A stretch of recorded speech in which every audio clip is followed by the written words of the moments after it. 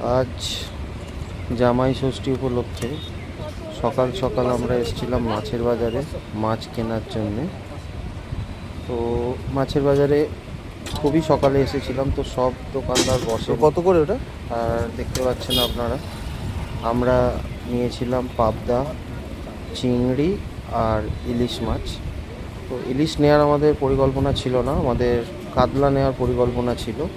কিন্তু যেহেতু আমি মাছের বাজারে গেলাম, গিয়ে দেখলাম যে কাঁচা ইলিশ এসেছে, মানে সেটা স্টোরের নয় বা খুব বেশি দিন স্টোরে রাখা নেই এমন ইলিশ মাছ এসেছে।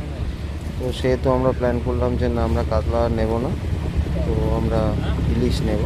তো দেখতে পাচ্ছেন মাছগুলো এখন বেছে রাখছে যারা। আর এই যে ইলিশ, তো ইলিশটা খুবই ভালো ছিল।